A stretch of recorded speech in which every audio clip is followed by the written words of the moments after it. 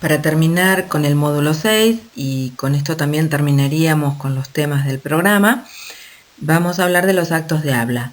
El concepto de actos de habla se enmarca en una teoría que se denomina teoría de los actos de habla, que surgió a mediados de la década del 60 del siglo XX, primero de la mano de los filósofos del lenguaje y después fue desarrollada por parte de la lingüística. Esta teoría implica un modo distinto de ver el lenguaje.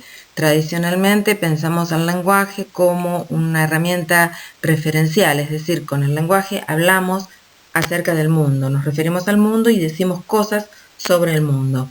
Según esta teoría de los actos de habla, el lenguaje debe ser interpretado dentro de un contexto, y en ese contexto no solo decimos cosas, sino que también hacemos, llevamos adelante acciones. En suma, la teoría de los actos de habla presenta al lenguaje como una posibilidad de acción. Veamos estos ejemplos. Si yo digo ¿qué les parece si nos juntamos el sábado?, ese enunciado me permite imaginar un contexto de amigos en el que esta persona, al decir ¿qué les parece si nos juntamos el sábado?, está llevando adelante la acción de sugerir o de invitar a una reunión. En el segundo ejemplo no logro resolver este ejercicio. Imaginemos un contexto de estudiantes o de estudiantes con el profesor en el que el enunciado está pidiendo indirectamente que se lo ayude a resolver el ejercicio, además de afirmar o hacer saber a los demás que no puede resolver el ejercicio. En el último ejemplo, discúlpame, no me sentía nada bien. Uno también puede imaginar un contexto en el que el sujeto, por ejemplo, no ha asistido a una reunión, no ha ido a una fiesta de cumpleaños, no ha hecho algo que se esperaba de él. Entonces, en este contexto, lo que hace es un pedido de disculpas y una justificación. En esto consistiría utilizar el lenguaje no solo para decir, sino también para llevar adelante acciones sociales. Entonces, para sintetizar en qué consiste la teoría de los actos de habla, implica pensar al lenguaje como una forma de acción. Frente a cada enunciado vamos a tener un contenido referencial, lo que se dice, pero a esto se le va a agregar una fuerza pragmática o fuerza ilocutiva. Esa fuerza es lo que se hace. Cuando yo digo, ¿qué acción estoy realizando? Para poder interpretar de qué acción se trata, tengo que tener en cuenta al contexto, es decir, quiénes intervienen y qué conocimientos y creencias comparten quienes intervienen en un acto de comunicación. Solo así se va a poder llevar adelante la interpretación de cuál es el verdadero acto de habla que se está llevando a cabo. Entonces, desde el punto de vista de esta teoría, tenemos que tener en cuenta que cada enunciado produce significado en dos niveles. Por un lado, lo que se llama el acto locutivo, que es lo que digo. En nuestro ejemplo, ¿me explicarías este tema? Y por otro lado, el otro nivel es el del acto ilocutivo, que es lo que yo estoy haciendo mediante el enunciado.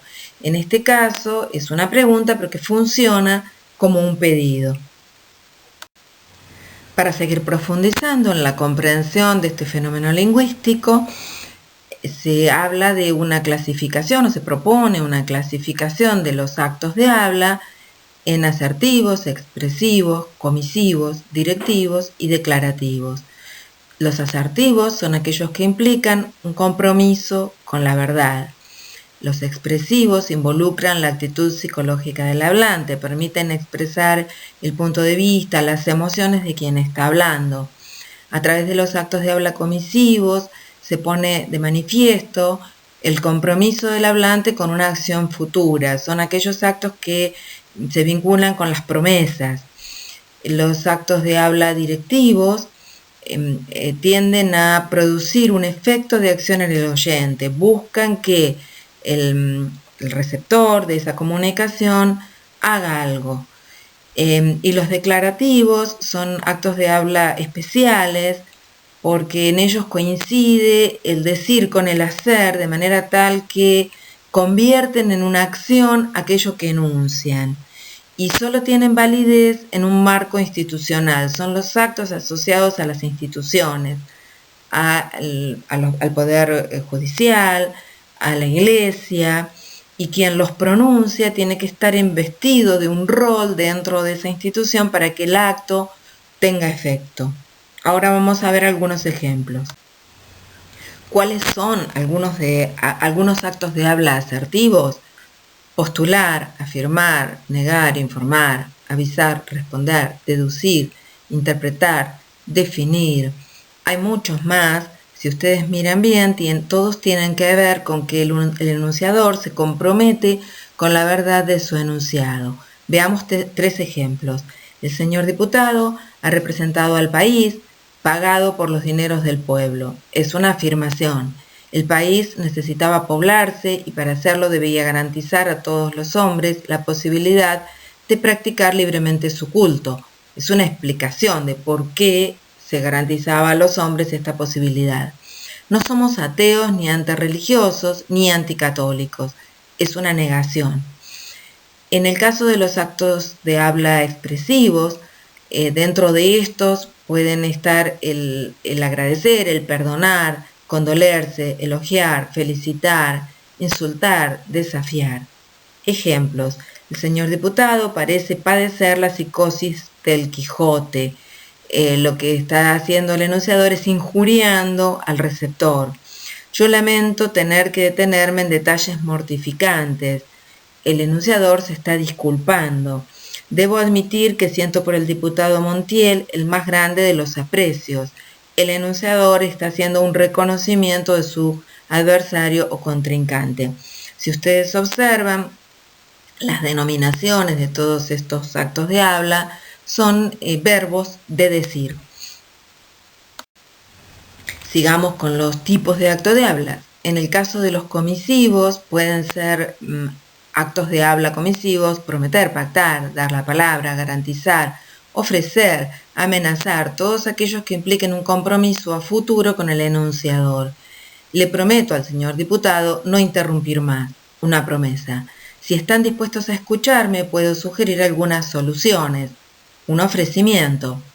En el caso de los directivos, pueden ser actos directivos: mandar, ordenar, instar, aconsejar, prevenir, advertir, recomendar, rogar, invitar, exhortar, arengar.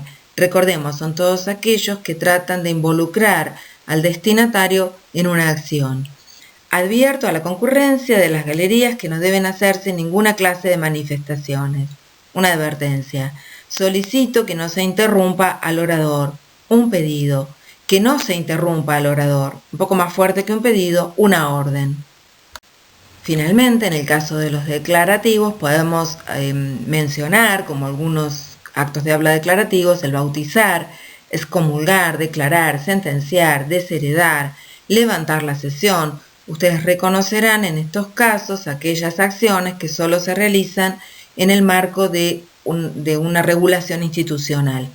Como ejemplo tenemos un artículo de la Declaración de los Derechos del Hombre y del Ciudadano.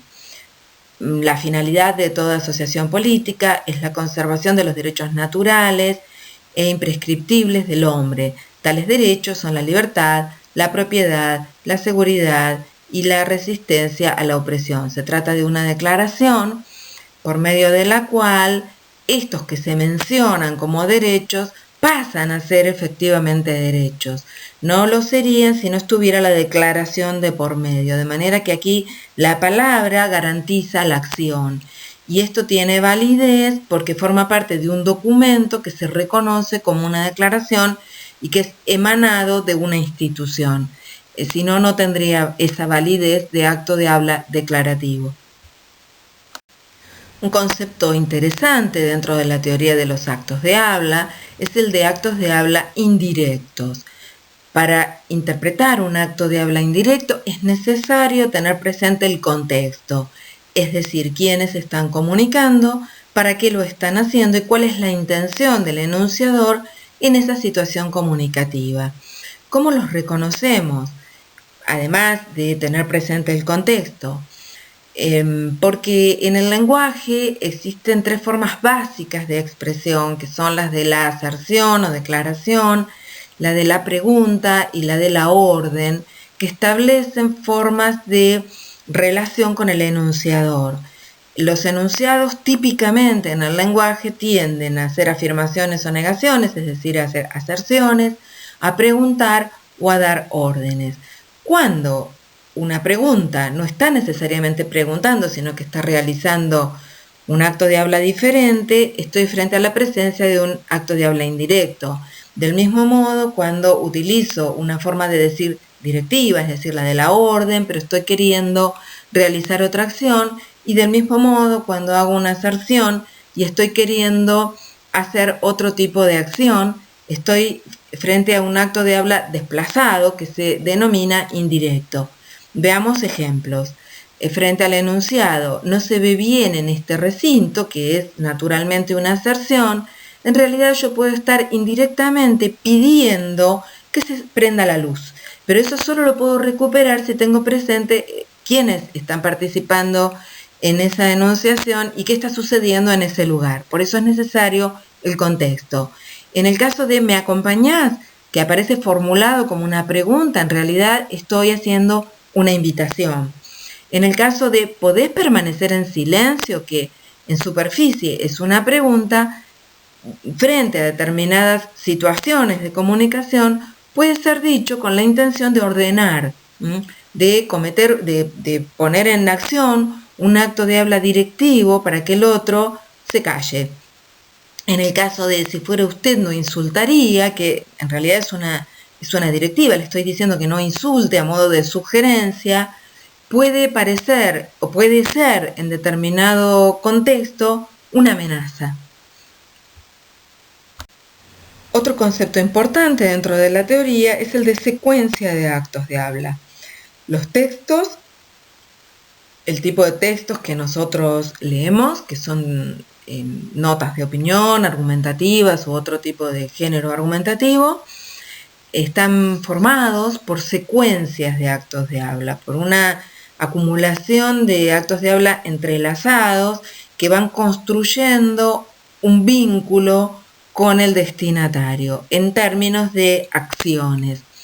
El ejemplo que les he puesto acá está tomado de un discurso de Perón en una cena de camaradería. La patria no está solamente en sus fronteras y su defensa no debe realizarse únicamente en el terreno militar. Dentro de la totalidad del texto, esto funciona como una aclaración, después se va a sumar a una justificación para terminar en un mandato y en una advertencia.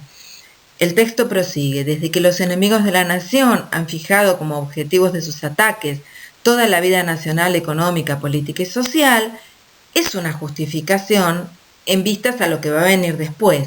Lo que él está diciendo es que los enemigos de la nación han fijado como objetivos de sus ataques, atacan la vida nacional, económica, política o social. Entonces esto es una justificación para lo que viene después. La patria deberá ser defendida por todos sus ciudadanos y en especial por sus fuerzas armadas, etc. Aquí viene el mandato.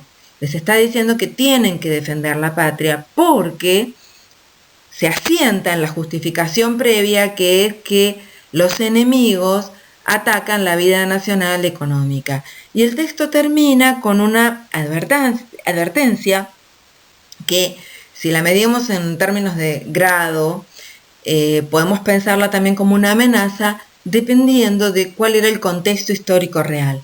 Entonces termina diciendo: objetar esta forma de defensa nacional, lo que les está mandando o proponiendo en el enunciado anterior, importa declararse enemigo de la nación.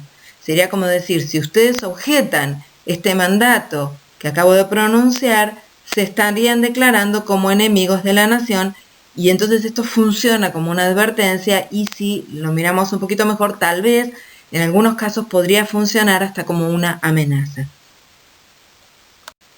En la diapositiva anterior vimos cómo los actos de habla en un texto de cierta extensión se van encadenando en una secuencia para ir presentando las distintas acciones que el enunciador propone al receptor.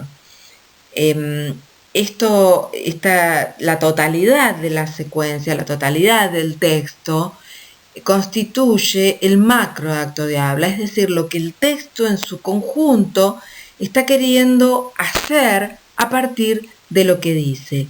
Y este entonces es el último concepto que nos interesa rescatar de la teoría de los actos de habla. Podemos pensar los textos de manera global y preguntarnos cuál es su fuerza ilocutiva, es decir, qué acto de habla están realizando en términos globales o generales. Tomé un ejemplo de un blog que dice así: ¿quiénes somos? Somos Federico y Ramiro, dos amigos que nos conocimos en la plaza de nuestra ciudad. Este mini o micro acto de habla hace de presentación de estas personas. ¿Por qué hacemos este blog? Porque queremos homenajear a nuestra ciudad y mostrar nuestra tierra. Esta es la explicación de por qué existe el blog. ¿Cuál es el lugar? La Plaza Independencia en Mendoza, un lugar que queremos que conozcas. Esta es la invitación. Si lo pensamos globalmente, lo que se está haciendo en esta parte del blog es la presentación de ese espacio. Este sería el macroacto de habla, la fuerza elocutiva global de la suma de los microactos que constituyen la secuencia. Con esto terminamos el tema y ya estarían en condiciones de resolver el ejercicio que les vamos a dejar a continuación.